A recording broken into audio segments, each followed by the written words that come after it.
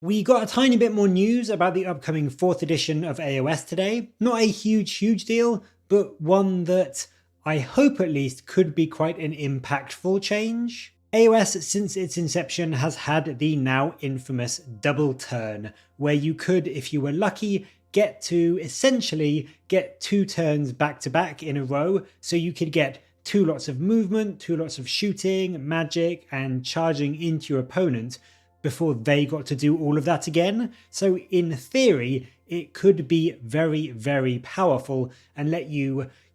get really far across the board onto some objectives or do a huge amount of damage to your opponent whilst severely limiting the amount of counterplay that they could do to stop you. And it does look as though in 4th edition we have confirmation now that the priority roll and potential double turning is indeed still going to be a thing. The priority roll does remain, and they go into a bit of detail about how that works, or to remind you if you've forgotten how it works, and why it's sticking around in 4.0, but with a few tweaks and changes. As you can see, when you are in the first battle round, the player who finished deploying their army first gets to decide who takes first turn. So you don't have to automatically go first if you finish deploying first, you get a choice. So if you have a more reactive army, you can absolutely make your opponent go first and force them to move up a bit and potentially get into range of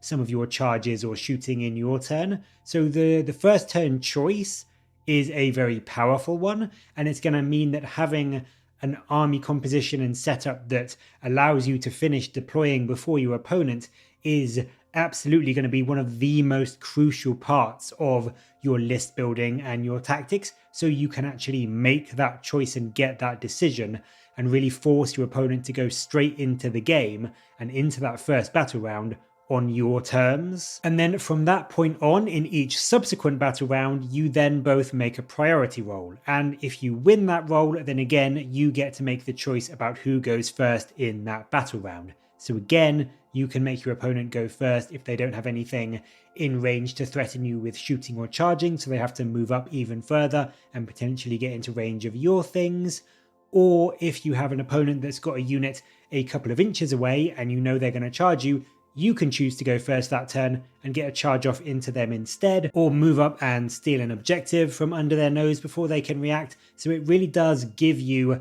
a lot of tactical flexibility if you are the one that gets to make that choice. On these subsequent turns though, if the roll-off is a tie, then whoever went first in the previous battle round, they get to make the choice. So as an example, if in battle round 1 you finished deploying first and then you made your opponent go first, then in battle round 2, if you both rolled off and each got the same result,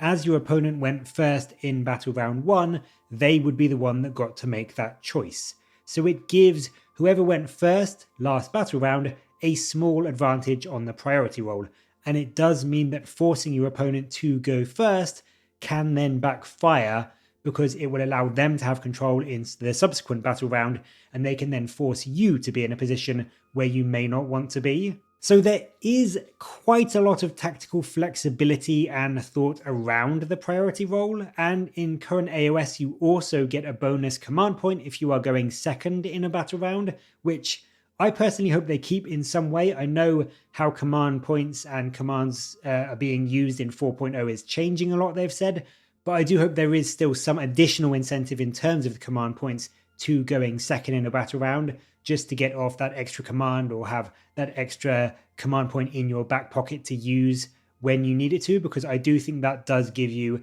at least a little bit of a nice reason for deciding to go second rather than first. But on top of that, in 4.0, it seems there is another really important big factor that they're introducing to weigh up and decide upon when you are making the choice about whether to take the double turn if you win a priority roll. And that is because in 4.0, when you take a double turn and you choose to go first after you've gone second in the previous battle round, you can't choose a battle tactic for that turn. Now, battle tactics are basically your turn by turn small time objectives. So you choose one in your hero phase, and then if you complete it by the end of your turn, you get usually 2 victory points. And they are things like Slay the Warlord, so you kill the enemy general that turn, or Seize the Center, which is done if you have more friendly units than enemy units within 6 inches of the center of the battlefield at the end of your turn. So they're usually at least somewhat achievable, and most army books have their own bespoke battle tactics in as well, and quite often a lot of an army's power and strength is tied up in just how easy those battle tactics are to do, because it's a really quick, relatively easy way to get, as I said, an extra 2 or so victory points every turn. And most people in most battles tend to shoot for achieving at least 3 or 4 of these over the course of a 5-turn game. So cutting that option out, even for just a turn, can potentially be quite significant in terms of how many points you can get for a game. And I think now you really will have to weigh up if that extra damage you can do from a double turn and having more shooting and spellcasting is going to be enough to warrant losing those potential victory points. Because for some armies, sure, having the double turn will still be a great option if you are a really killy, hyper damaging army and you just want 2 rounds to do a load of shooting and spells and charges into the enemy, then yeah, getting an extra 2 victory points probably isn't gonna be enough to warrant losing that double turn. But hopefully it does at least make it a bit more of a choice, and if you are currently losing on victory points, you may not want to take the double turn just to try and catch up before the game gets out of your hands. The other thing worth noting in all this is that it says when you choose to take a double turn, you give up the option to pick a battle tactic. Now, I'm not entirely sure, this could just be bad wording from the Warhammer community team, but it isn't entirely clear if you can force that onto an enemy. So if your opponent went second in battle round 1, for instance, and then you won the priority roll in battle round 2,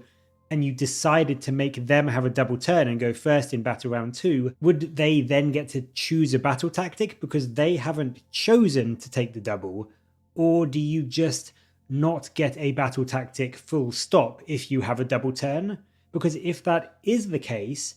if your opponent is clearly gunning for an easy to achieve battle tactic, like your general is in combat with them and you know they're going to die in the next combat phase, could you then force your opponent to have the double, meaning that they can't choose Slay the Warlord, so they will miss out on those 2 victory points for killing your general? I'm not entirely sure. I think we need to see the exact wording of this rule when the full rulebook is in our hands.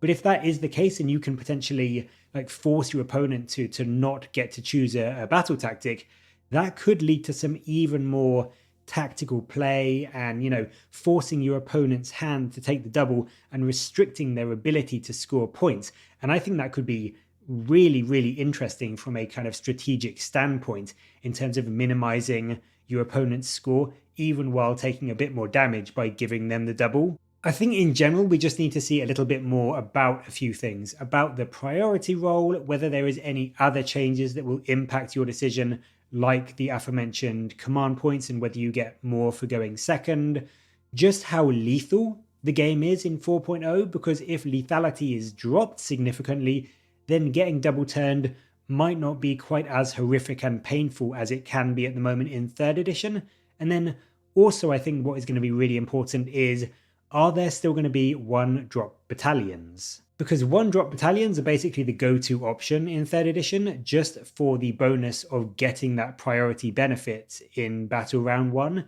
If 1-drop battalions are gone though, I think it's going to make list building in general way more interesting and tactical, because you will now actually have to weigh up what you're bringing, how many units, how many drops you're going to have, and it is really going to impact who goes first, rather than just knowing that if you don't choose a 1-drop battalion, you're probably not going to get your choice in battle round 1. So I'm really excited to see just how this pans out and exactly what is involved in that priority role. I think the double turn will still be a very powerful tool if your army is good at killing things. But as I said, if 4th edition can manage to turn it into